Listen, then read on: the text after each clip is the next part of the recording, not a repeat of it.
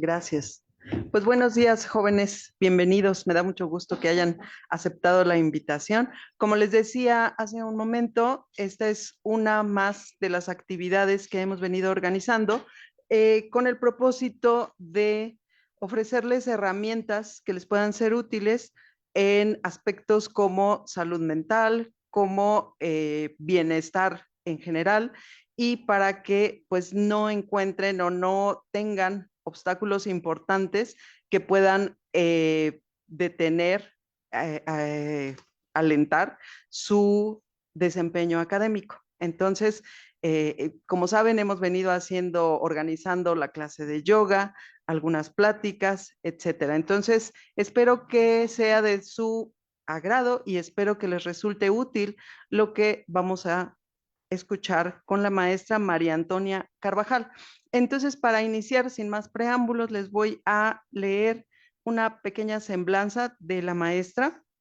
La maestra María Antonia Carvajal es terapeuta sistémica y supervisora clínica con perspectiva de género. Es licenciada en psicología y maestra en terapia familiar por la Universidad Nacional Autónoma de México, con diplomados en violencia familiar y derechos humanos por el Instituto de Investigaciones Jurídicas de la UNAM y en entrenamiento en psicoterapia sistémico-dialógica orientado al desarrollo de habilidades clínicas por la Escuela de Psicoterapia Sistémico-Dialógica y Sistémica Relacional. Ha impartido cursos a nivel licenciatura desde el 2014 y maestría desde el 2019. Se ha desempeñado como secretaria técnica académico-administrativa en la coordinación del Centro de Servicios Psicológicos Dr. Guillermo Dávila de la Facultad de Psicología de la UNAM y cuenta con múltiples participaciones en congresos y medios de difusión en temas de terapia sistémica, supervisión clínica en psicoterapia y violencia por razón de género. En los últimos años ha acumulado más de 200 horas de formación en supervisión clínica y es coautora de publicaciones en este ámbito. Es hoy profesora y supervisora clínica sistémica en la residencia de maestría de terapia familiar de la UNAM y en el ámbito privado con más de 400 horas de experiencia en supervisión individual y grupal. Y el título de la presentación que nos va a ofrecer es la de Violencia en las relaciones de pareja, identificándola para saber actuar. Entonces, le doy la palabra a la maestra. Muchas gracias. ¿Me escuchan bien ahí? Pues buenos días a todos. Muchas gracias por venir hoy. Bueno, como ya me presentaron, yo soy terapeuta y ayudo a formar terapeutas. Trabajo con violencia de género desde hace más de 10 años y entonces es un tema que a mí me parece muy importante. Ya viene el 25 de noviembre, que es el Día Mundial para la Eliminación de la Violencia de las Mujeres, y entonces un poco lo que pensaba era cuando me invitaban a dar una plática con ustedes, como en qué cosas les podría ayudar saber. A mí me parece que todos tendríamos que saber de violencia de género porque es algo con lo que nos topamos día a día, lamentablemente. Pero además por su carrera me parece que es muy importante que lo sepan. Hay mucha información que es importante y relevante para que ustedes puedan tomarla en cuenta en su quehacer profesional. Entonces, bueno, voy a tratar de no llevarme toda la hora que tenemos para que podamos hacer una sesión de preguntas, para que podamos contestar algunas dudas, lo que sea necesario para que a ustedes les sirva este tema, ¿vale? Ok, lo primero que quiero hablar es la violencia. Pueden ser actos u omisiones de abuso de poder. Esto es muy importante y dañan el autoestima, la salud, la integridad, la libertad y la seguridad de las personas e impiden el desarrollo y atentan contra la igualdad social. La violencia puede ser un solo evento o puede ser una serie de eventos que en su conjunto generan daño a las personas. Cuando estamos hablando de violencia de género, de lo que estamos hablando también es de daños, de actos o de omisiones que generan daño, pero en razón de género. ¿Qué quiere decir esto?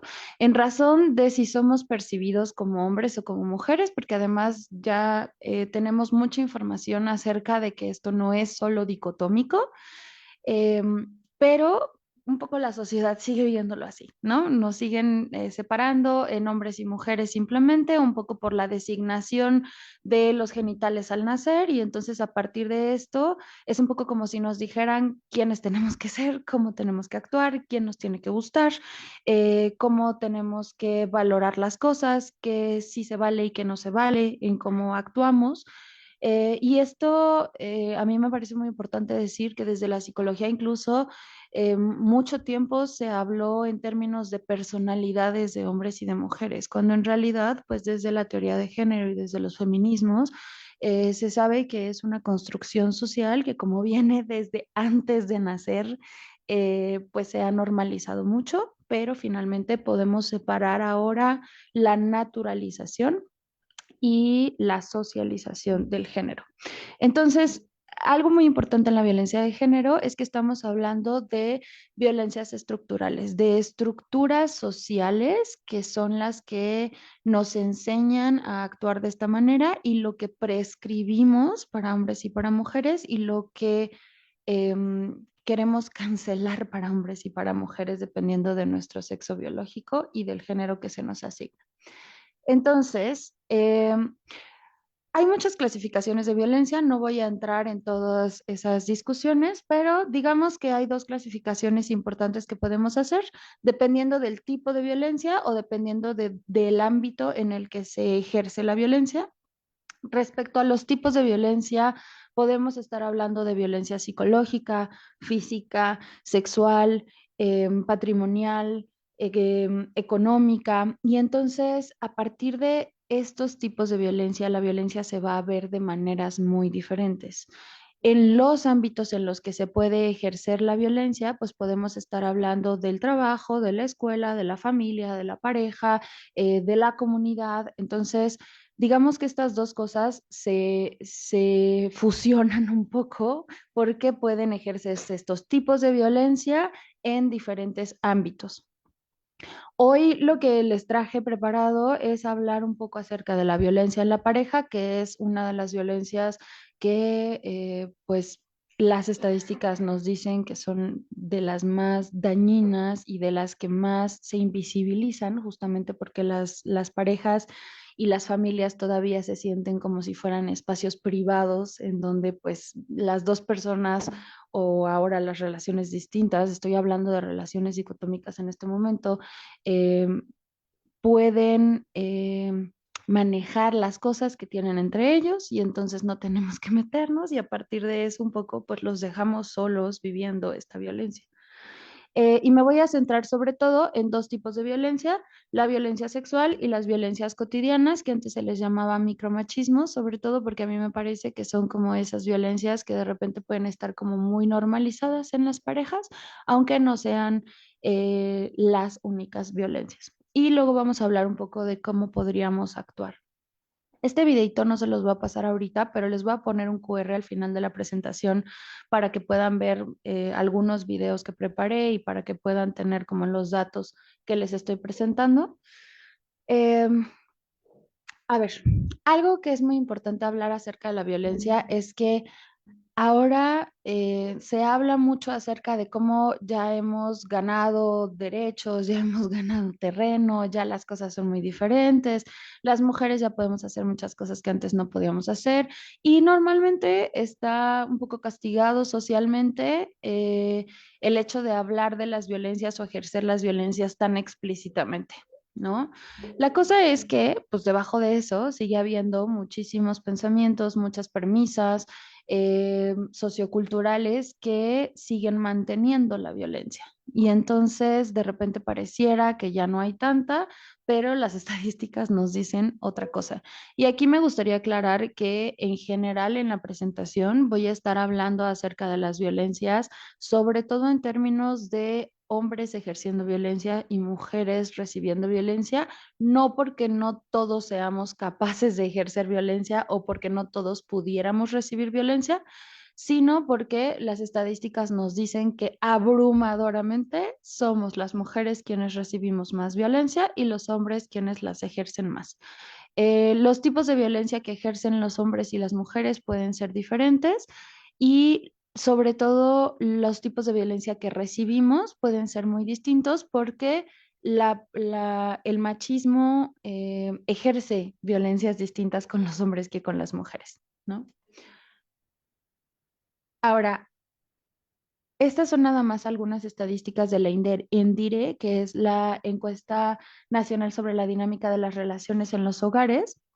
Es una de las encuestas más grandes que se hace en nuestro país, se hace aproximadamente cada 4 años y habla mucho de las violencias que vivimos en los hogares. Eh, Aquí lo que quiero que vean en realidad es que de las personas encuestadas, mujeres de mayores de 15 años, el 70.1% han experimentado algún tipo de violencia en su vida, o por lo menos lo reconocen así. El 51.6%, es decir, más de la mitad, han vivido violencia psicológica de parte de su pareja y casi la mitad, del 49.7%, ha vivido violencia sexual de parte de su pareja. Entonces, por eso es que estoy hablando un poco más de estos dos tipos de violencia, pero podemos resolver preguntas de los otros tipos si es necesario cuando terminemos. Ahora, nada más para aclarar un poco qué es lo que entra en cada uno de los tipos de violencia. En la violencia psicológica estamos hablando de comparaciones, de humillaciones, de hacerte sentir menos, menospreciar tus esfuerzos, estar exigiendo todo el tiempo, el poder resaltar constantemente las cosas que haces mal, el no reconocer las cosas que haces bien. Finalmente es violencia psicológica porque lo que genera es que la persona se vaya sintiendo cada vez menos capaz, se vaya sintiendo cada vez menos segura de sí misma y pues genera una especie de dependencia. A mí no me encanta hablar de dependencias en las relaciones porque me parece que un poco pone como en igual quién genera la dependencia y quién tiene la dependencia. A mí me parece que hay muchas otras cosas que podrían ayudarnos a entender por qué las mujeres les cuesta tanto trabajo salir de relaciones violentas y lo vamos a hablar ahorita. La violencia física, pues estamos hablando desde empujones, pellizcos, cachetadas, hasta, bueno, yo he trabajado con mujeres que llegan al hospital con costillas rotas, em, que les zafan la mandíbula, que tienen moretones por todo el cuerpo, que están en diferentes etapas de sanación, ¿no? Entonces, estamos hablando de un rango muy grande aquí. En la violencia patrimonial, a mí me parece que es importante porque a veces pensamos que la violencia patrimonial tiene que ver con la casa, tiene que ver con el carro, pero cuando estamos hablando, por ejemplo, de relaciones de personas más jóvenes, estamos hablando, por ejemplo, del celular. Estamos hablando de usar tu dinero como si fuera el mío, de pedirte recursos todo el tiempo porque tú tienes más que yo o porque yo tengo más que tú y entonces eso genera diferencias de poder en la relación. Estamos hablando de si tienes carro, entonces pues tendría que estar a mi disposición, ¿no? Si tu casa es de esta manera o está más cerca, entonces tendría que estar a mi disposición. Tu familia tendrá que estar a disposición mía un poco también, ¿no? O sea, como estamos hablando de cómo se utilizan los recursos de la persona para la pareja. En la violencia económica, pues puede ir también desde el querer usar tus recursos como si fueran míos hasta, pues, que no puedas trabajar. Y no se dice abiertamente de nuevo, ¿no? Ya son pocas las personas que dicen, a mí no me gusta que trabajes, entonces no quiero que trabajes, no te voy a dar permiso de trabajar. Pero ¿qué sucede? Que entonces empiezo a poner peros, es que casi no nos vemos porque estás trabajando, es que siempre tienes algo que hacer, es que para qué necesitas trabajar, es que no atiendes a la relación si todo el tiempo estás ahí, es que las personas con las que trabajas a mí me hacen sentir inseguro en la relación, es que creo que estás coqueteando en tu trabajo, es que cuando atiendes clientes, ¿no? Y entonces eso hace que finalmente las mujeres terminen dejando sus fuentes de ingreso con tal de cuidar la relación. Y una de las cosas más importantes de las relaciones de pareja y de los roles que nos otorga la sociedad es que a las mujeres nos dan la responsabilidad de ser quienes cuidamos las relaciones. digamos que los hombres son los que escogen con quién estar, ¿no? Y entonces dice mucho de ti si un hombre no quiere estar contigo, pero un hombre quiere estar contigo. Estoy hablando desde las ideas sociales. Un hombre quiere estar contigo si eres alguien que lo va a cuidar, que lo va a procurar, que va a ser cariñosa, que va a ser atenta. Y entonces a partir de esto, pues nos ponen a nosotros la relación y su cuidado.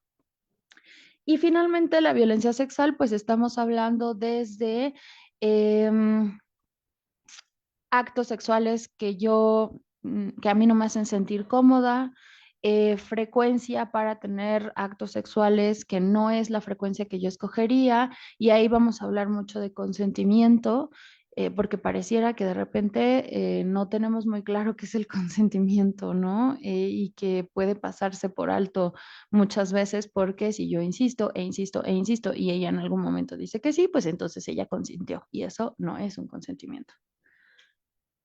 Ok, entonces, la violencia en la pareja tiene ciertas características. Es un abuso de poder por un acto o una omisión que es intencional, y esto vamos a regresar después a ello.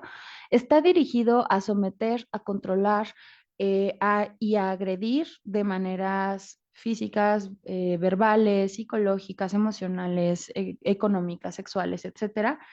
Y la persona que ejerce estas violencias tiene o ha tenido una relación con la persona que las está recibiendo. Esto es importante porque incluso en la Ley de Acceso a las Mujeres a una Vida Libre de Violencia, que salió en 2007, nos hablan acerca de cómo muchas de las violencias se siguen viviendo a pesar de que la relación ya no existe realmente, pero que de cualquier manera sigue habiendo ese lazo de control por parte de quien era una pareja sexoafectiva.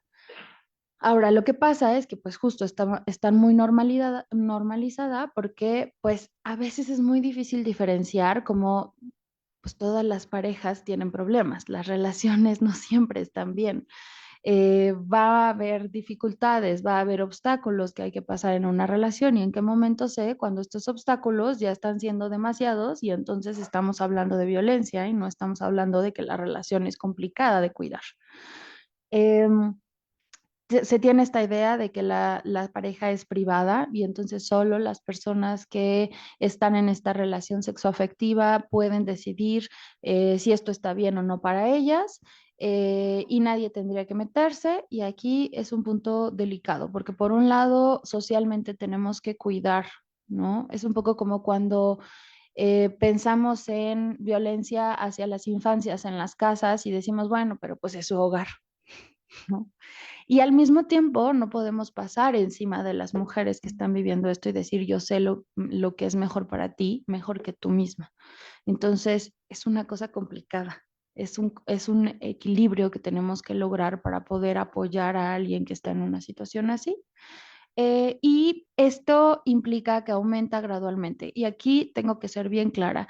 A veces hablamos de violencia y entonces pareciera que estamos hablando de las relaciones peores que existen en el mundo y de la peor persona con la que te pudiste cruzar y es una persona muy mala, es un hombre muy malo. Una de las cosas más difíciles de dejar una relación de violencia es que no todos somos 100% buenos, nadie es 100% malo, ninguna relación es 100% mala, ninguna relación es 100% buena. Y entonces eso lo que implica es que hay momentos que son muy íntimos, muchas veces muy personales, que hacen que eso no se vea igual desde adentro de la relación y desde afuera de la relación. Aquí nada más quiero que veamos un poco las cifras, sobre todo para las parejas. Estos son los principales actos que las mujeres mayores de 15 años en nuestro país denuncian. Y cuando estamos hablando de pareja, estamos hablando de que solo el 13.1% de las mujeres que experimentaron violencia hicieron una denuncia. Pero además, dentro de este 13.1%, que además estamos tratando de estimarlo, por supuesto, porque no tenemos cifras reales de qué tanto es que esto ocurre, porque pues muchas veces no se busca ayuda o no se juntan las cifras de los servicios de salud, más las denuncias, etcétera. Es una cifra muy difícil de saber. El 34.7% de las denuncias que se pusieron tiene que ver con que las han golpeado con el puño o con algún objeto. El 12.3% las han abofeteado o cacheteado y el 10.8% las han empujado o jalado del cabello. Y esto puede sonar a que no son cosas tan fuertes, pero pensemos un poco en todo lo que han tenido que vivir para que pongan esa denuncia. Esto no es la primera cosa que viven para que entonces se atrevan a poner una denuncia. Y bueno, pues muchas veces se encuentran con muchos de nuestros estereotipos y nuestros prejuicios de género diciendo como, bueno, pero eso no es tanto, bueno, pero si igual quieres estar con él, bueno, pero estás segura de si te quieres aventar todo este rollo porque el sistema no sirve y entonces, bueno, de hecho hay una cifra que me parece muy importante de cuando las mujeres ponen una denuncia contra su pareja por violencia y la quitan porque hay cosas que están ahí atenuando, porque se sienten culpables, porque empiezan a tener miedo de las repercusiones, por lo que pueda pasar. Estamos hablando de un promedio de 7 veces que las mujeres denuncian y quitan la denuncia porque es algo muy difícil de hacer. Y esto es algo que se ha tratado de sensibilizar mucho en los MPs, porque pues muchas veces la respuesta era como, ay, no, igual siempre la quitan, mejor ya ni la haga, ¿no? Nada más nos está haciendo trabajar de más. Ahora, cuando estamos hablando de violencia sexual, eh, suena muy fuerte y pensamos sobre todo en violaciones, yo creo, como esta onda de la coerción y de actos forzados. Pero un acto forzado, una coerción podría ser, pienso que te vas a enojar conmigo si yo no acepto, pienso que vas a terminar la relación si yo no acepto, me has dicho que vas a buscar a otra persona si es que yo no estoy disponible sexualmente para ti todo el tiempo. De hecho, no tiene tantos años y es muy sorprendente que la violación en una relación de matrimonio se haya tipificado como delito. ¿Por qué? Porque se pensaba que si tú estás casada, entonces uno de tus deberes es complacer sexualmente lo que tu pareja necesita, lo que tu pareja quiere.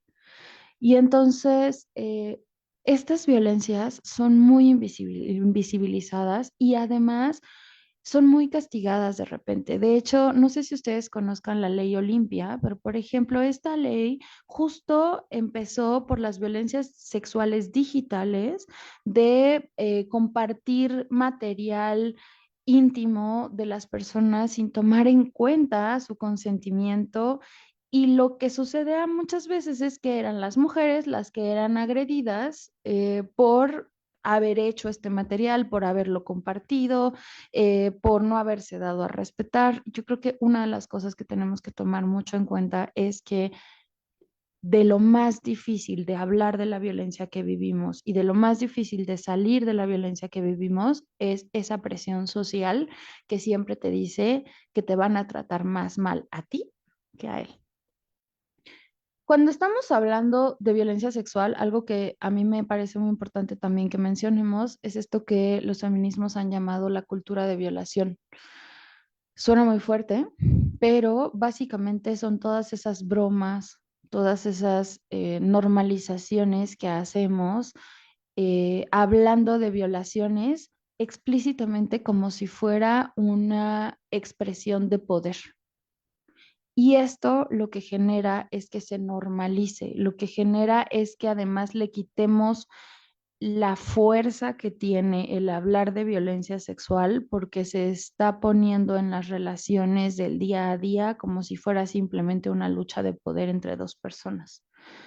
Dentro de algunas de las cosas que pudieran ser violencia sexual están los tocamientos de índole sexual, penetraciones, comentarios sexuales sobre el cuerpo o el aspecto de una persona, la solicitud de favores sexuales, miradas sexualmente sugerentes, el acecho y la exhibición de órganos sexuales o incluso la exposición a material pornográfico sin consentimiento.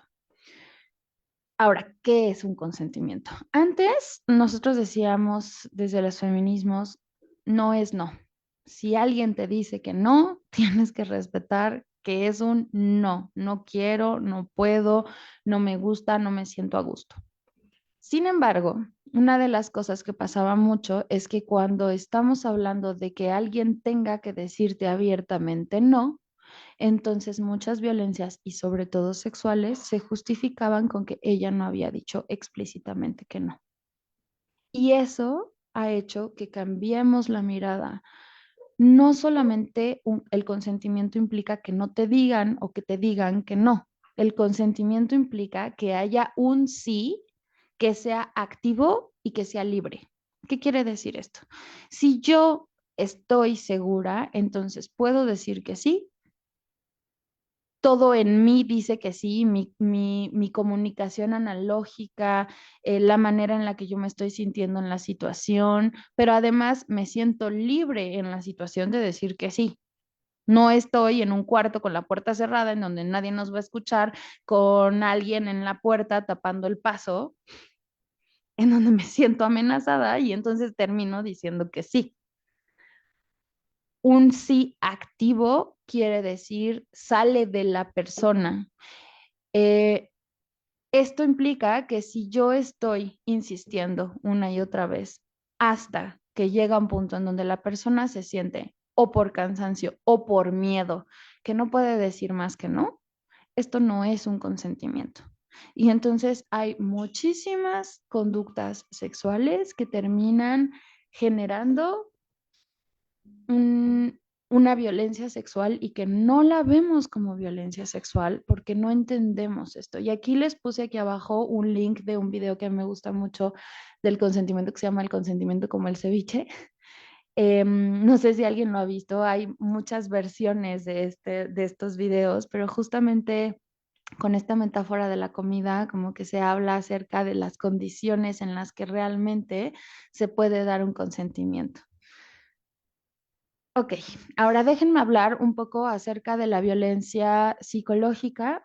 A mí me parece que la violencia psicológica hay un montón de cosas que podrían entrar y ahorita vamos a ver el violentómetro, pero una de las cosas que pasan mucho y que no vemos normalmente son estas violencias cotidianas a las que ahora antes se les llamaba micromachismos. Se le quitó un poco el nombre o se está buscando cambiar el nombre porque Bonino, el autor que los propuso al principio, que justo hablaba de hombres hacia hombres, de las violencias que se ejercen, lo ponía así porque él decía que son micro en el sentido de que son como granitos de arena que están ahí constantes y que pareciera que no se ven como violencias porque son muy chiquitas y porque son tan normalizadas en la vida cotidiana que entonces, pues, ¿quién las vería como violencia? ¿No?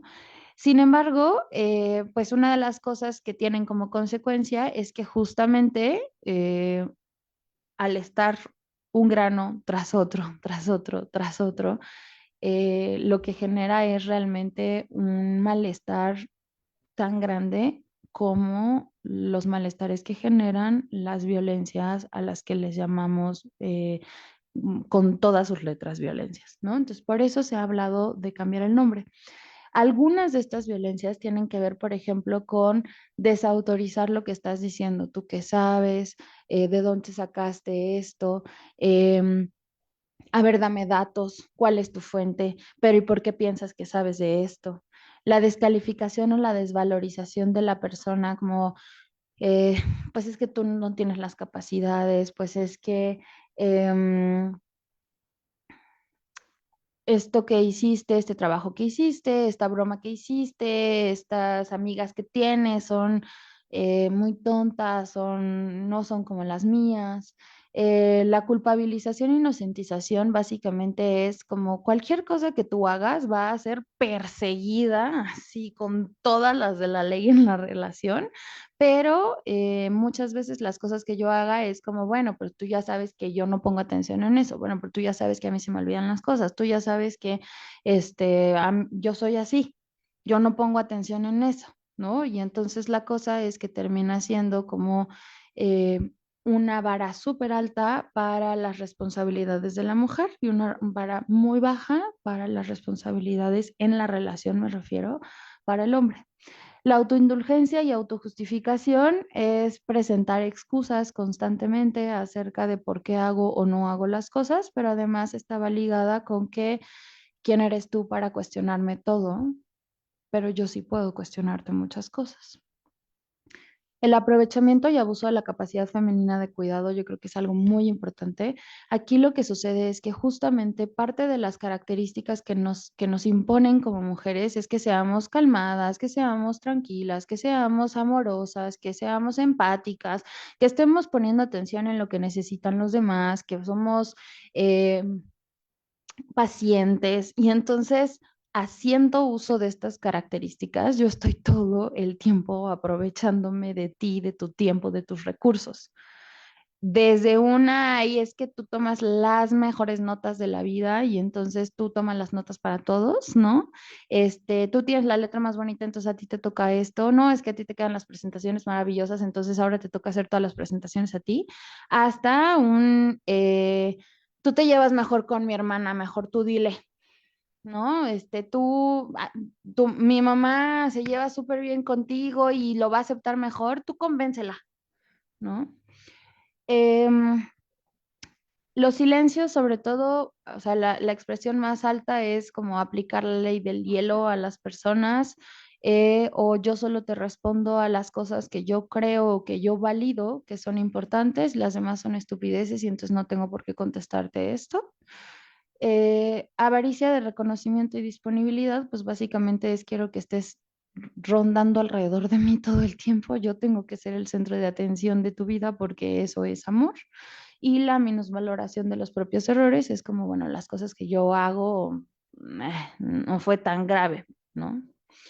Ahora, quiero que hablemos de tres cosas que yo siempre digo que tenemos que saber de la violencia para entender por qué es tan difícil salir, pero además porque son muy importantes, por lo menos para nosotros como terapeutas y yo creo que para todas las personas que conozcan, que han vivido o que estén viviendo violencia, que las estadísticas nos dicen que siempre hay alguien en donde yo esté que esto está pasando, o alguien que conoce a alguna persona que está viviendo esto. La primera es, una de las cosas que es muy confusa en la violencia de la pareja es que sabemos o nos sentimos amadas y al mismo tiempo violentadas por la persona. Y entonces esto hace cortocircuito, porque si me ama, entonces esto no lo está haciendo a propósito. Es que pierde el temperamento, es que él así es que le enseñaron así, su papá era igualito, es que a él nunca lo trataron de esta manera, es que hay un montón de explicaciones que podemos encontrar de por qué alguien está ejerciendo violencia. Pero ojo, el hecho de que haya explicaciones de por qué está ejerciéndola no quiere decir que se justifique. Nunca. ¿Por qué? Porque la violencia siempre es una decisión. Siempre. No es que había tomado mucho, es que yo soy súper enojón, es que tiene un carácter bien fuerte, es que todos en su familia son así, es que había consumido alguna sustancia, no. ¿Por qué? Porque podemos ver que las personas cuando ejercen violencias, las ejercen de manera muy estratégica. No es en todos lados, no es en todo momento y no es con todo mundo. Si el profesor me hizo o mi jefe me hizo enojar tanto como tú me estás haciendo, no voy a reaccionar de la misma manera que si eres mi pareja. Hay relaciones de poder.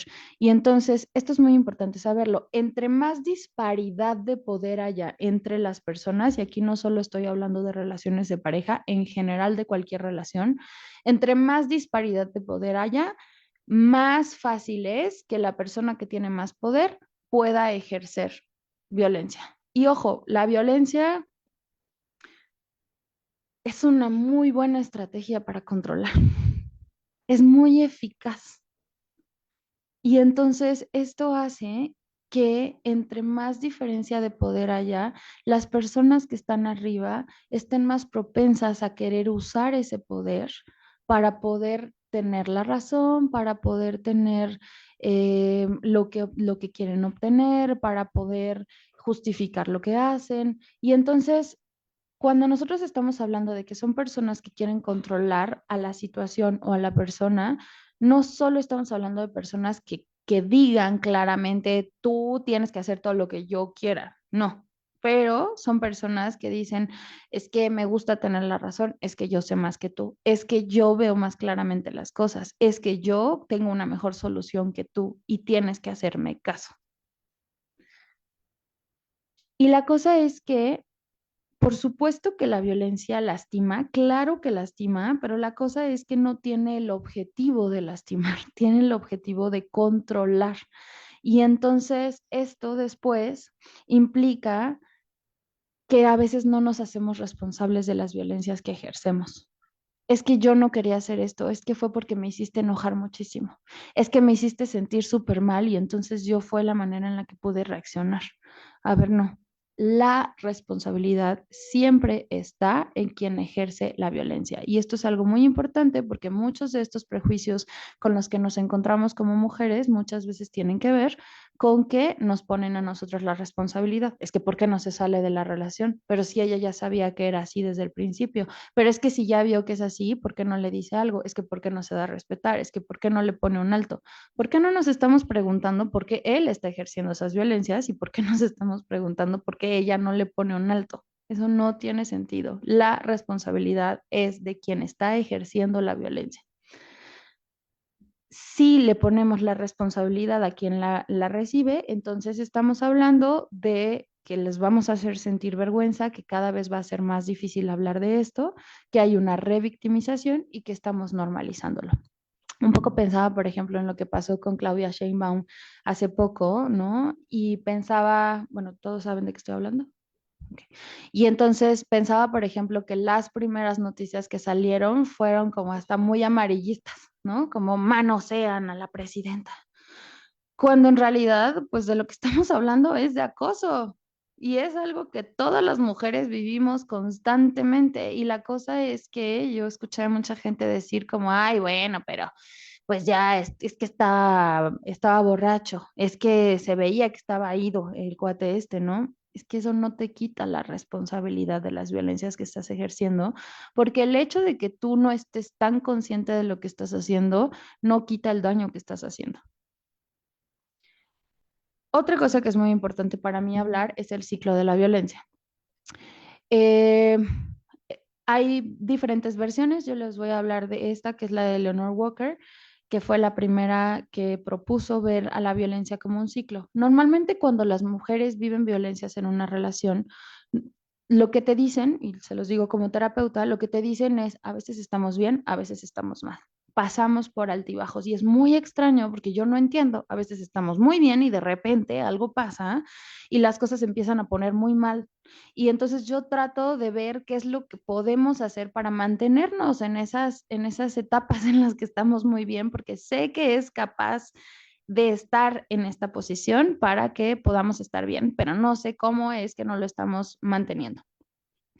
La primera fase en el ciclo de la violencia es la construcción de la tensión. Parece que todo está bien y de repente empieza a sentirse como que nos estamos enojando o se está enojando, ya no le pareció algo que pasó, de repente ya no me quiere contestar o de repente eh, hay algún reproche, de repente empieza a haber insultos, se empieza a desesperar y esto hace que empiece a sentirse tensión en la relación. Esta tensión va subiendo y va subiendo y va subiendo. Aquí muchas veces lo que hacen las mujeres es, como la lógica en la relación normalmente es, tú eres la que me hace ponerme mal y entonces si tú hicieras las cosas bien, yo no me molestaría o yo no te gritaría o yo no me enojaría. Entonces, en esta etapa, las mujeres tienden a tratar de hacer las cosas lo mejor posible para que él no se enoje. ¿Por qué? Porque parece que es su responsabilidad que él explote. La cosa es que eso no funciona y entonces va subiendo, va subiendo, va subiendo la tensión hasta que llegamos a la segunda fase, que es una explosión de violencia. Una explosión de violencia se puede ver de muchas maneras.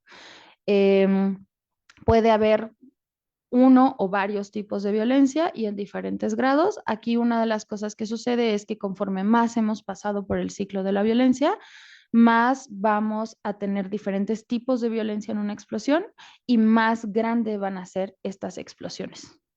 Y después de estas explosiones viene lo que llamamos la luna de miel. ¿Por qué luna de miel? Yo les decía que la violencia tiene el objetivo de controlar, de ejercer poder, no de ejercer daño. Y entonces puede ser muy genuino que la persona que ejerció violencia se sienta mal por haber lastimado.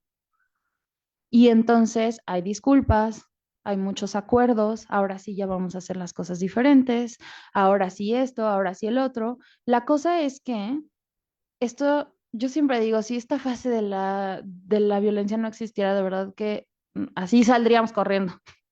Pero es que genera una esperanza enorme y genera evidencia de que podemos estar bien y de que él está dispuesto a estar bien y que está dispuesto a hacer cosas por la relación. Y la cosa es que esta etapa es la que hace que sea más difícil salir. ¿Por qué? Porque no lo vemos como un ciclo, lo vemos como evidencia de que sí podemos estar en una relación muy bonita, que sí me puedo sentir querida, sí me puedo sentir cuidada, sí me puedo sentir tomada en cuenta y él está dispuesto a hacer muchas cosas. Ahora, conforme vayamos pasando cada vez más en este ciclo de la violencia, la luna de miel se va haciendo más chiquita, con la excepción de dos cosas. Una, cuando la explosión de violencia fue mucho más fuerte de lo que es normalmente, la luna de miel vuelve a regresar muy fuerte. ¿Por qué? Porque quiero retener a la persona en la relación. Y entonces estoy dispuesto a hacer más cosas para que te quedes, estoy dispuesto a cambiar más.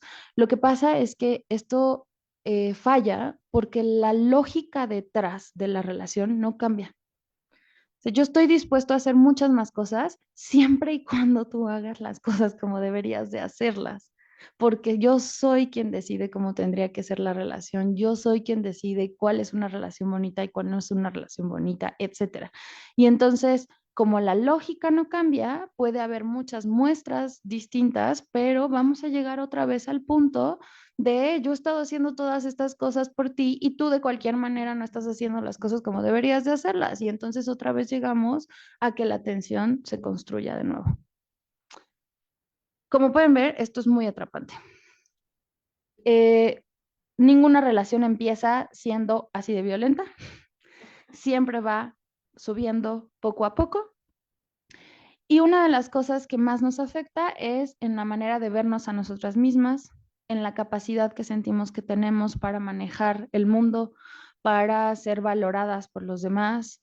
Empieza a tener una sobrecarga de siempre tengo que estar disponible para los demás.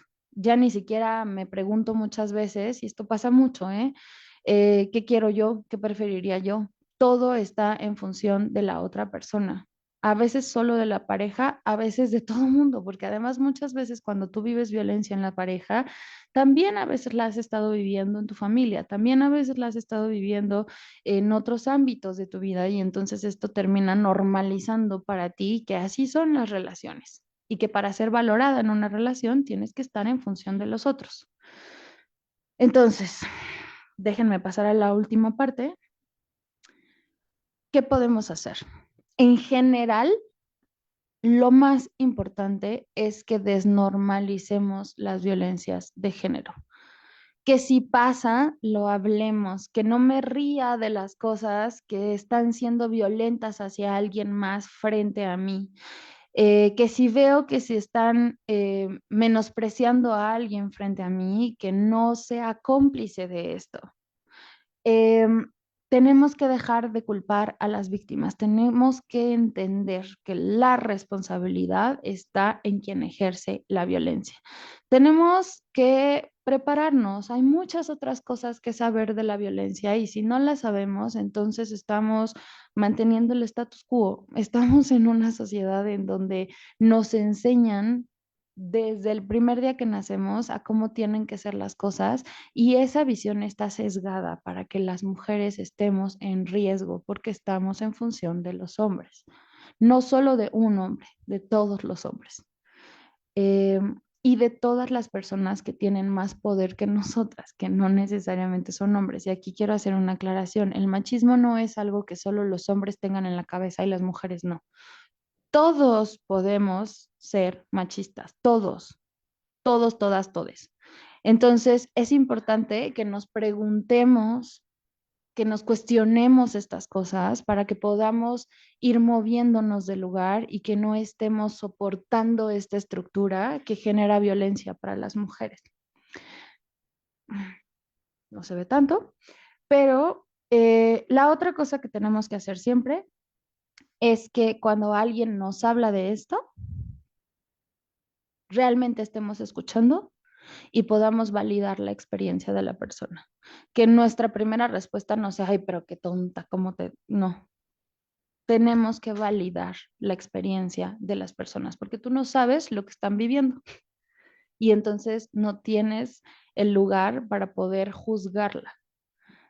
Detectar necesidades. ¿Qué necesitas en este momento? ¿Qué te podría ayudar? ¿Qué puedo hacer? Si lo que necesitas en este momento es tratar de entender la experiencia, eso vamos a intentar hacer. Si yo no tengo la información que se necesita, pues entonces la buscamos juntos.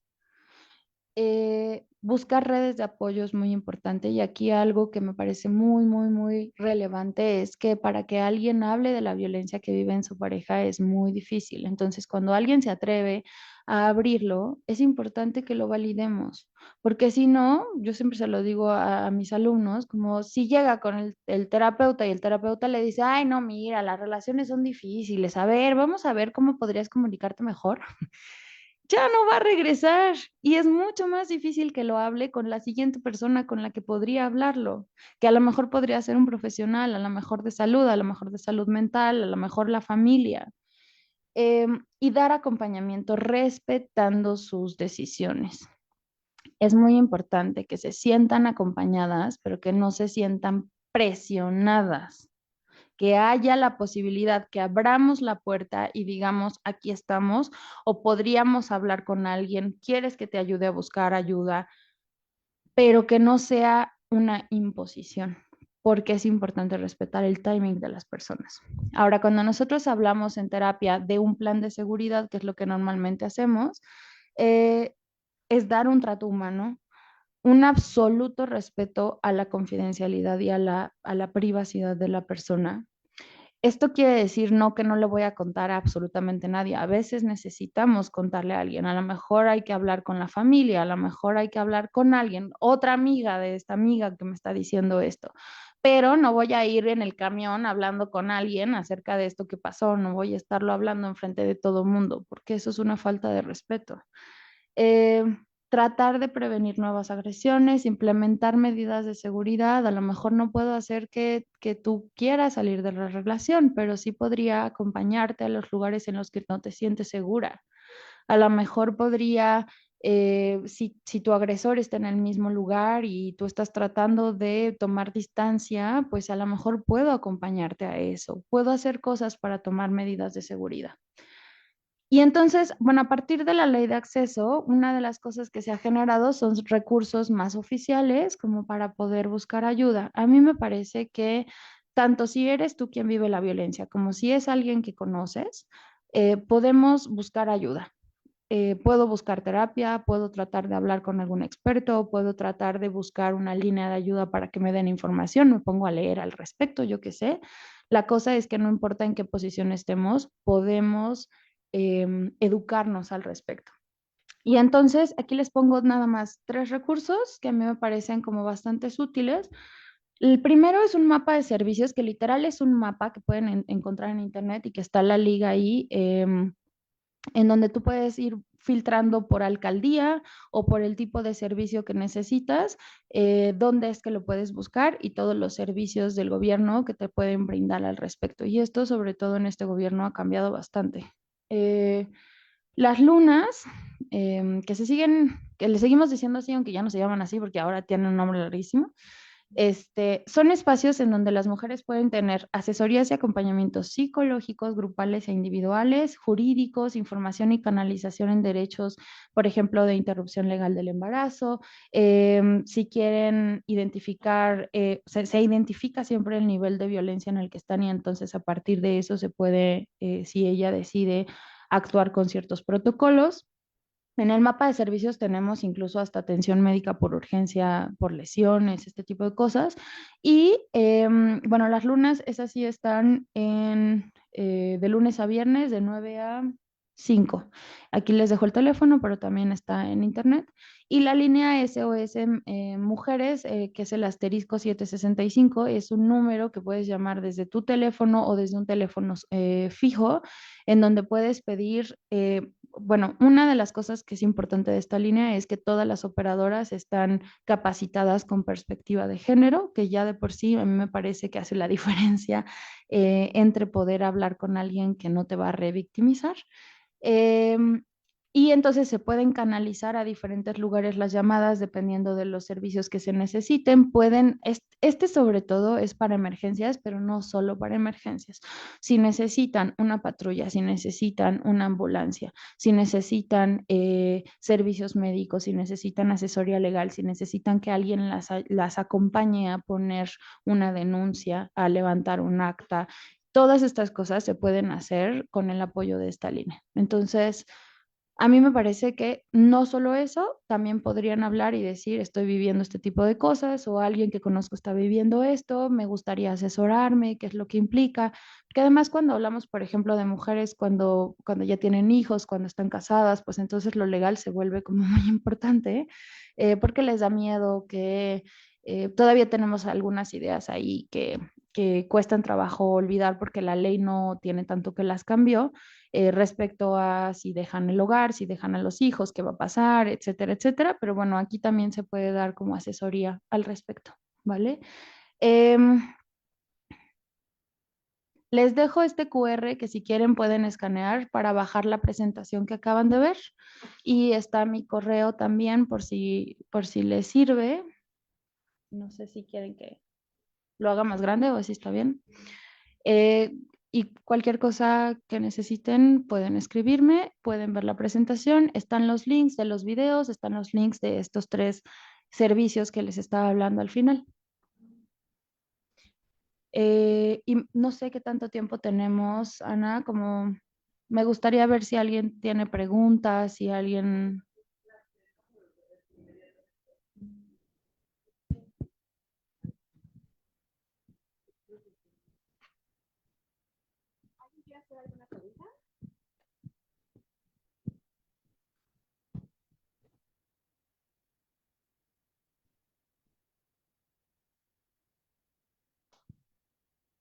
Yo creo que este es un tema que a veces cuesta trabajo hablar y de repente puede ser complicado hablarlo frente a los demás, pero a mí me parece que es importante que podamos responder dudas si es que hay por ahí algo. Hola, bueno, Hola. yo quería preguntar cómo puede hablarse o prevenirse esto desde las infancias. O sea, creo que muchas veces estas violencias se repiten, ¿no? Por ejemplo, uno ve en casa ciertas cosas y entonces lo permite, pero no siempre es así. Y bueno, yo que estoy como en contacto con muchas niñas chiquitas, o sea, ¿cómo puede hablarse de esto y prevenirse para que, bueno, creo que a veces las mamás tienen mucho y los papás como esa preocupación, ¿no? De qué hacer con las niñas, sobre todo también con los niños, o sea, cuando empiezan a tener pareja, o sea, cómo darles esa confianza, cómo enseñarles qué está bien, qué está mal, más allá de todo lo que van aprendiendo en casa. O sea, ¿cómo puede hablarse y prevenirse esto con niños pequeños? Y es súper importante.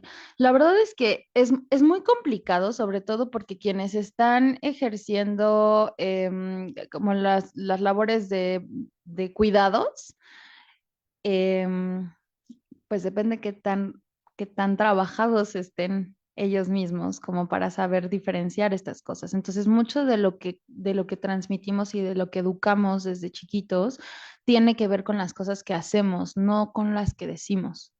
Entonces, yo creo que una de las cosas más importantes es que podamos ser capaces, sobre todo cuando estamos cerca de infancias, como de poder cuestionarnos cómo estamos, actuando, ¿no? El hecho de que lleguemos con las niñas y siempre digamos, ay, qué bonito es tu vestido, ay, qué bonita te ves, ay, qué linda eres, y que con los hombres, con los niños, ¿no? Aunque sean de la misma edad, estemos hablando de, ay, qué padres saltas, ay, ¿cómo eres tan claro al hablar? Ay, sí, a ver, cuéntame esto, ¿y qué más hiciste el día de hoy, no? O sea, el hecho de que empecemos a separar los ámbitos de qué es interesante y qué es lo que quiero saber de ti, ya está diciendo un montón de cosas. Pero además la manera en la que yo me relaciono contigo va a ser mucho la manera en la que tú aprendes cómo se va a relacionar un hombre o una mujer contigo, ¿no? Y entonces, por ejemplo, algo que a mí me parece muy importante es que normalmente se tiene esta idea de las mamás hablan con las hijas de sexualidad, los hombres, los papás hablan con los hijos de sexualidad. Pero si estamos, porque además la mayoría de la familia asume que van a ser heterosexuales, ¿no? Si estamos hablando de hijos heterosexuales y resulta que con quien pueden hablar de sexualidades con su mismo género, pues entonces ya estamos fallando en algo, ¿no? Pero además, por ejemplo, muchas veces cuando las personas, papás, mamás, me preguntan esto, normalmente es, ¿cómo le hago con mi hija para esto? ¿Y qué pasa con los hijos? O sea, son los hombres los que tienen que aprender a manejar sus emociones, los que tienen que aprender a validar a los demás. Y las mujeres tendemos a apagarlas mucho porque hay un montón de estudios bien interesantes en psicología que nos hablan de estos estereotipos y, por ejemplo, desde niñas y niños envueltos en una mantita rosa o azul sin que coincida con su sexo, la manera en la que se interpretan las cosas que hacen son muy diferentes. Por ejemplo, una bebé, bueno, porque yo pienso que es bebé porque está envuelta en rosa, ¿no?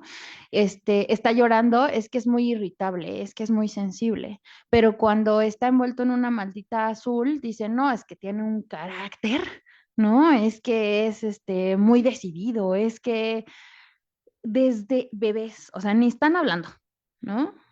Entonces la cosa es que es muy difícil, o sea, es algo que se ha trabajado mucho y que se sigue trabajando y que yo creo que es muy importante, pero me parece que tiene que ver mucho con poder saltarnos estos estereotipos y poder entender que lo que aprendemos no es nada más de nuestros cuidadores primarios, que además muchas veces son mujeres que están dentro de este sistema, porque yo siempre pongo el ejemplo.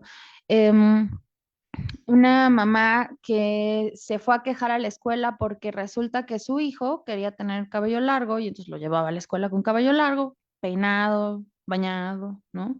Pero con cabello largo y entonces la escuela le dijo varias veces que tenía que cortarle el cabello y que si no lo cortaba, entonces ya no lo iban a dejar entrar. Dejaron de dejarlo entrar a la escuela porque llevaba el cabello largo. Y entonces pues muchos de los comentarios eran como, no puede ser la escuela, pero bueno, pues ya, ¿qué pasa? Pues que le corte el cabello y ya, ni modo que se quede sin escuela, ¿no? Las mamás, que normalmente son las mujeres las que tienen como estos roles de cuidadoras, tienen una presión social enorme para hacer las cosas como la sociedad les dice que deberían de hacerlas. Si las mamás se quieren salir de las reglas, entonces están siendo malas mamás. Y todas las consecuencias que tengan sus hijos van a ser por ellas. Entonces, también algo que yo creo que tenemos que hacer para poder ayudar que las infancias empiecen a tener más libertad en estas expresiones de género tiene que ver con la manera en la que tratamos a las cuidadoras, ¿no? Poder validar también, poder entender estas cosas, ayudar en los cuidados, repartir los cuidados, hablar y poder visibilizar cuando hay hombres cerca que no se están haciendo cargo del cuidado y que podrían estarlo haciendo, ¿no? Porque finalmente, pues de lo que más aprendemos es de lo que vemos, no de lo que escuchamos, ¿no? Ujú. Muchas gracias. ¿Hay alguien más que tenga algún comentario, alguna duda? Mi pregunta iba más hacia, o sea, lo que ahorita nos explicó fue de una persona a otra, pero ¿qué pasaría si sería o que se implementara la violencia por parte de las dos? O sea, ya sea de hombre a Mm. mujer y de mujer a hombre. Ujú. Em, hay, A ver, hay dos cosas que me parecen muy importantes para responder esta duda, que creo que es muy genuina. Eh, la primera es que a veces estamos hablando de escaladas de poder, es decir, en terapia familiar lo que decimos es que son relaciones simétricas o complementarias. Y entonces básicamente tú tendrías que entender para poder saber frente a qué estamos, si estas dos personas tienen un nivel de poder muy parecido. Y el poder nunca es estático, es decir, a veces estamos un poquito arriba, un poquito abajo. Esto es muy normal en cualquier relación, una relación de amistad, de pareja, de trabajo, etcétera. Como que el poder se va moviendo poco a poquito, pero siempre fluctúa poco y va como a veces uno, a veces el otro. Si estamos hablando de una relación que justo es más simétrica y que entonces va cambiando el poder, pues muchas veces lo que está pasando es que se generan escaladas. Y un poco yo lo pienso así, como si estuviéramos en una escalera y tú haces algo que a mí me pasa por encima, o sea, entregaste el trabajo y no me tomaste en cuenta. ¿Qué onda? ¿Qué pasó? ¿No? Y ahí yo puedo hablar de muchas cosas. Puedo hablar de resolver esto, puedo hablar de cómo lo vamos a ver, de cómo me siento, de etcétera. O, pues entonces yo el siguiente trabajo ni te pregunto y lo mando, ¿no? Y entonces es como, no solo me subo ese escalón, sino el siguiente. Sí, pues entonces ahí va la mía. Y entonces hacemos una escalada.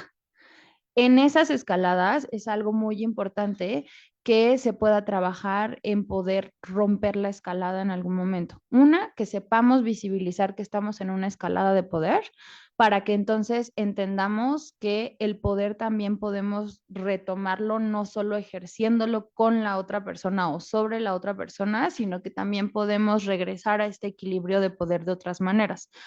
Muchas veces en terapia, por ejemplo, esto se puede trabajar en términos de poder poner algo que llamamos tiempo fuera, tener una palabra de seguridad y entonces cuando alguien se da cuenta de esto, entonces usas la palabra de seguridad, se toman tiempo para que todo el mundo se baje los ánimos y entonces cuando ya están bajados los ánimos regresan y lo tienen que hablar, no se puede quedar esto sin hablarse. Si empiezan a levantarse los ánimos otra vez, otra vez, hasta que llegamos al punto en donde cada quien puede regular sus emociones, junto con muchas otras cosas que se necesitan hacer, porque finalmente, pues claramente está siendo importante el poder sobre la otra persona, y esto es algo que hay que ir deconstruyendo poco a poco. Sin embargo, muchas de las situaciones en las que hay escaladas de poder o que pareciera escalada de poder, estamos hablando de algo que se llama violencia reactiva. Eh, y esto es muy importante saberlo. No es lo mismo una agresión que es, digamos, instintivo. Yo me siento en peligro y agredo, ¿no? O sea, me van a asaltar y pues trato de soltar un golpe o me quedo paralizada o trato de correr. Digamos que la agresión es natural, es instintiva, es evolutiva. La violencia tiene siempre detrás el querer ejercer poder, el querer controlar. Esa es la diferencia entre agresión y violencia. Ahora, la violencia reactiva es violencia en el sentido de que quiero controlar, pero quiero controlar porque estoy siendo violentada. Yo pongo este ejemplo normalmente. Si a mí me tienen contra la pared y no me dejan moverme, yo voy a soltar un golpe. Yo voy a patear. Yo voy a gritar. Yo voy a insultar. Por supuesto que lo voy a hacer. Pero en el momento en el que esa situación cambia, yo ya estoy libre, ya no estoy ejerciendo violencia. Esa es una violencia reactiva. Estoy reaccionando a la violencia que estoy viviendo, pero no estoy queriendo ejercer poder sobre la otra persona, controlarla, ser yo quien tenga más control sobre la relación. Entonces, yo creo que algo que pasa muchas veces es que en este tipo de relaciones a veces no nos es tan fácil saber si estamos hablando de violencia reactiva o si estamos hablando de una escalada de violencia, pero esto más bien, por lo menos como terapeutas, lo que tratamos de hacer es un análisis respecto a cómo se está distribuyendo el poder. Tú puedes estar segura de que es violencia si tú ves una diferencia de poder muy grande entre cualquier persona, ¿no? Si ves que no hay una diferencia de poder tan grande, pero están pasando estas cosas, sospechemos de que es una escalada y entonces los dos tienen que trabajar cosas para poder mantener generar dinámicas distintas en la relación. ¿Eso responde a tu pregunta?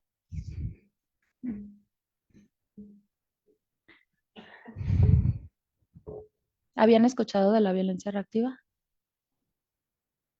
Más o menos. Yo creo que esto es un tema que justo hace una diferencia bien grande, porque muchas veces pareciera como, pues es que los dos están agrediendo un montón y entonces los dos tienen responsabilidad igual. Puede ser, pero yo creo en mi experiencia que la mayoría de los casos no es así y es una violencia reactiva. Muchas veces cuando las personas que viven violencia llegan a esta violencia reactiva es porque ya han vivido muchos sometimientos.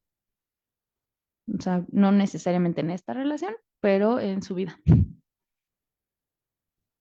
¿Hay alguien más que quiera comentar algo? Vale. Bueno, mi duda es más o sea, hablamos ya de esta cuestión que ambas partes, en el caso de que nosotros estamos observando, pues deben de recibir atención. Mi pregunta es, en el ámbito, o sea, nosotros como grupo social, ¿qué podemos hacer si estamos presenciando actos de violencia, por ejemplo, en una pareja? ¿Cómo debemos de intervenir? Y bueno, esta cuestión de atender a la persona que es agredida, creo que, bueno, fue en lo que más habló, pero es prudente y es recomendable también intervenir con el agresor, la persona generadora de violencia. O sea, en este caso, ponerle un alto o de qué forma podemos abordarlo, de qué forma nos podemos acercar a él o a ella para pues tratar de frenar estos actos y cómo se tiene que hacer también el manejo. Claro. Em, a mí me parece que depende un poco de la situación de la que estemos hablando. Por ejemplo, si yo voy en la calle y veo a un hombre agrediendo a una mujer en la calle, em, sí creo que la primera reacción normalmente es tratar de cuidar, de separar, de algo, ¿no? Y creo que es la reacción correcta. Sin embargo, creo que hay algunos alicientes ahí que tenemos que tomar en cuenta. Y esto también nos pasa en la terapia. Cuando estamos enfrente de alguien que está recibiendo violencia en ese momento, lo primero es tratar de parar la violencia. Sí, siempre. Ahora, van a encontrarse muchas veces con que quien recibe la violencia defienda al agresor. ¿Por qué? Porque ya están en una relación de sometimiento en donde ellas van a tener consecuencias negativas si no lo hacen. No solo porque están cegadas por el amor, no. O sea, eh, hay tal dinámica de poder en donde ellas terminan siendo menospreciadas constantemente, que nosotros decimos que lo que sucede en la violencia es que terminas viendo la vida a través del agresor, de los ojos del agresor. Y entonces esto lleva a dos cosas como consecuencias. Una, que hay muchas cosas que como él ya te las remarcó una y otra vez cuál es la lógica a seguir, entonces te la compraste. Una. Y dos, que tú ya sabes cómo va a reaccionar ante ciertas cosas. Y entonces, acuérdense que la primera reacción es tratar de evitar las cosas, de hacer las cosas que a él lo van a poner más violento conmigo. Entonces, esa también es una reacción muy lógica, si lo vemos desde ese punto de vista. Yo estoy tratando de protegerme también en el momento en el que yo me pongo del lado de él y no de quien me está cuidando, pero no porque no sea necesario ese cuidado. A lo mejor lo que puedo hacer es tratar de parar la violencia en ese momento, pero no querer forzarla a ella a ir más allá de eso, ¿no? Como, o sea, si yo veo que ella quiere irse, a lo mejor la puedo acompañar, le puedo ayudar a buscar maneras, puedo ayudarle a buscar contactarse con alguien, pero si yo veo que ella no quiere irse, lo único que puedo hacer es en ese momento ayudar a que baje la explosión de violencia y hacerle saber que ella no tiene la culpa de lo que está pasando. Ahora, respecto a cómo reaccionar con los generadores de violencia, a mí me parece que, por ejemplo, si tú estás en una situación en donde lo conoces, en donde es cercano eso es algo que sí te puedes acercar a hablar con quien ejerce la violencia, no tanto con quien la está recibiendo, porque ahí es donde está la responsabilidad. Y una de las cosas más importantes como grupos sociales es que no lo normalicemos o que no lo alimentemos, ¿no? A lo mejor no me quiero meter más allá, pero entonces que quede claro que las consecuencias de la violencia son para él, no para ella, porque eso es lo que pasa normalmente. Ahora, si no lo conozco y estamos hablando otra vez de la situación en la calle, pues entonces también tenemos que pensar en tu seguridad. Porque si tú te vas a poner al tú por tú con alguien que se está poniendo violento en la calle, con alguien, es porque es alguien que está muy normalizado en ejercer violencias, como para que ya lo esté haciendo frente a los demás, porque esto siempre empieza en privado. Entonces, para cuando ya llegamos a que está ejerciendo violencia en público, es porque estamos ante alguien que tiene muy normalizada la violencia y que puede ser violento también contigo. Entonces, yo diría que ahí tenemos dos cosas que balancear. Por un lado, tienes que, pues, pensar en ti, pero también, si se puede, buscar herramientas para poder bajar la escalada de violencia de parte de quien la está ejerciendo. Eso puede ser desde un decir algo, desde un llamar a la policía, desde un preguntarle a ella, ¿necesitas ayuda? Eh, y pues depende un poco de cómo reaccione él, qué tanto te puedes meter o qué tanto no, qué tanto puedes hacerlo tú por tu cuenta o necesitas respaldo social, ya sea más gente, ya sea una autoridad, como para que esto pueda parar. Entonces, depende mucho, pero definitivamente lo que yo creo que es muy importante de tu pregunta es que con quienes tendríamos que tratar de intervenir es con quienes ejercen las violencias, porque si no estuvieran ejerciendo estas violencias, no tendríamos todo lo demás de los problemas. Lo que pasa es que muchas veces quienes ejercen las violencias son los que están menos dispuestos a trabajarse, menos dispuestos a ser intervenidos por relaciones cercanas, por profesionales de salud mental, etcétera. Entonces, bueno, eso nos deja como con pocas herramientas para poder interceder con ellos, porque además también creo que es importante decirlo, como el ejercer violencia tiene un montón de beneficios de poder para mí, pero también implica muy probablemente que yo estoy generando muchas violencias que regresan a mí. Entonces, no es que los generadores de violencia salgan ilesos de esto, pero definitivamente las consecuencias más grandes son para quienes reciben sus violencias, ¿no? Entonces, ellos también se beneficiarían mucho de poder trabajar con estas violencias que ellos ejercen, no solo para dejar de ejercerlas hacia otras personas, sino también hacia ellos, pero pues es muy difícil porque está muy ligado con la masculinidad toda esta parte de no pedir ayuda, de no reconocer algo como un problema. Entonces, es importante acercarnos hacia ellos y también un poco como ejercer un control social respecto a que esto pues no se vale, ¿no?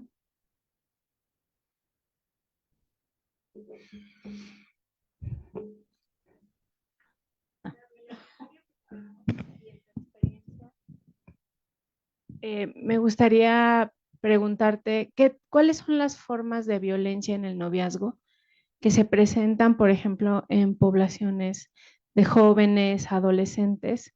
No sé, no sé si tengan el dato, ¿verdad? Pero después a lo mejor del periodo pospandemia, ¿no? Un poco como cómo se ha ido entrelazando la violencia en las relaciones, ¿no? Que se establecen en estas edades.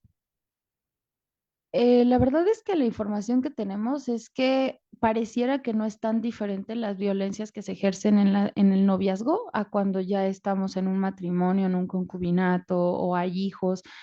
Creo que justamente lo que va cambiando va más en términos de lo que está en juego, porque además entre más cosas hay en juego, pues más hay con qué amenazar. O sea, pienso, por ejemplo, que desde la adolescencia ya podríamos tener embarazos y que la violencia aumenta muchísimo en el embarazo. De hecho, las estadísticas nos dicen que, por ejemplo, las patadas al vientre son de las violencias más frecuentes cuando las mujeres están embarazadas. Em, pero entonces, de repente a mí me parece que cuando estamos hablando de noviazgo, pensamos, y cualquier relación sexoafectiva, porque bueno, ya ponerle una etiqueta a veces cuesta trabajo, ¿no?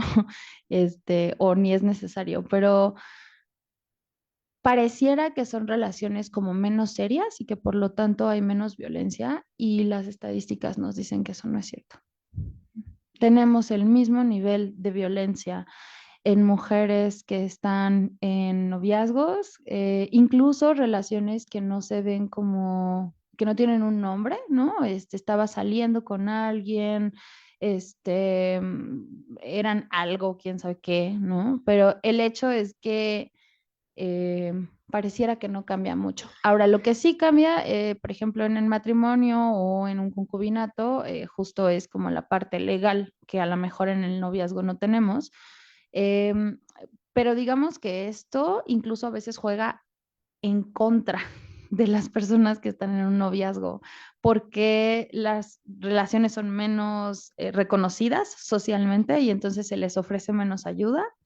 Se piensa que los problemas no son tan graves y entonces se minimizan muchas de las violencias que se viven en el noviazgo.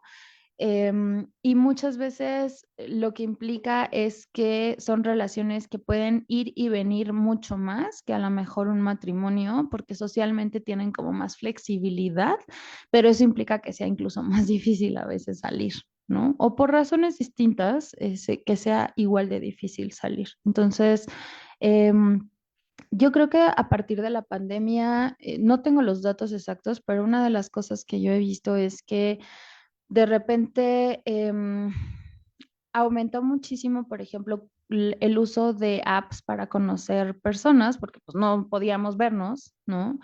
Y entonces esto implica que se empiezan a generar relaciones distintas de cómo conocer a las personas, dónde las conozco. Y muchas veces esto implica también que no hay un contexto social compartido cuando conozco a la persona. O sea, si la estoy conociendo, por ejemplo, en en la escuela, pues hay más personas que me pueden dar como información de esta persona, pero si yo la estoy conociendo en una app y nadie más de las que yo conozco conocen a esta persona, pues entonces tampoco tengo mucha información al respecto, y eso implica que a lo mejor es más fácil que se empiece a dar esta relación sin que yo pueda tener información externa que me ayude a saber cosas que me voy a ir enterando hasta que ya lleve un rato dentro de la relación, ¿no? O hasta que empiece a salir la violencia. Em, yo creo que en general vemos un pico de violencia, sobre todo en las edades como de prepa y universidad, eh, porque además se pueden tener muchas relaciones diferentes, pero hay como todo, o sea, estás ajustándote a saber de qué va esto de tener una relación y entonces no sabes justamente si esto es normal o no es normal, si tiene que ver con que es complicada la relación o porque estoy viviendo violencia. Está muy involucrada la sexualidad, y la sexualidad también es algo que no necesariamente nos enseñan. Nos lleva muchos años aprender a hablar de sexualidad con nuestras parejas, y entonces la cosa es que estás también como muy vulnerable en sentir que a lo mejor esto es algo de lo que no tendría que hablar. Em, entonces yo diría que sí, es algo muy, muy, muy frecuente, y justamente por eso me parece que es muy importante que podamos hablar de esto, que tengan esta información. Em, yo escucho mucho a personas ya más de mi edad como pensar en, o sea, me llevo 30 y tantos, 40 años en poder entender que, ¿no? Y pues sí, la cosa es que no nos enseñan desde antes a hacerlo, y entonces los golpes de la vida te van enseñando que sí se vale, pero a lo mejor tendríamos que entenderlo desde antes, ¿no? Sí se vale decir, sí se vale dudar, sí se vale decir no es que no sea amor, es que no, ya no quiero estar aquí, es que esto no me hace bien, es que no es totalmente lo que necesito, porque yo creo que esas son de las cosas que más ponen en riesgo que uno no se atreva a salir de las relaciones en las que está.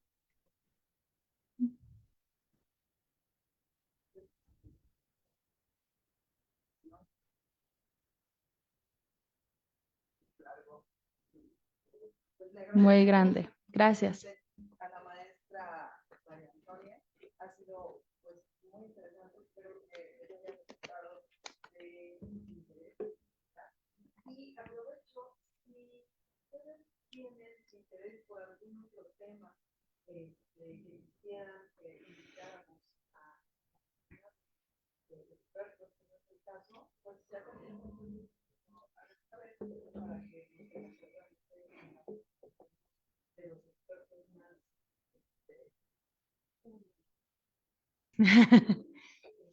entonces nos dicen, por favor, si necesitan, si se les ocurre, si tienen interés, nos lo dicen. Entonces, pues le damos un fuerte aplauso a la maestra y tengo...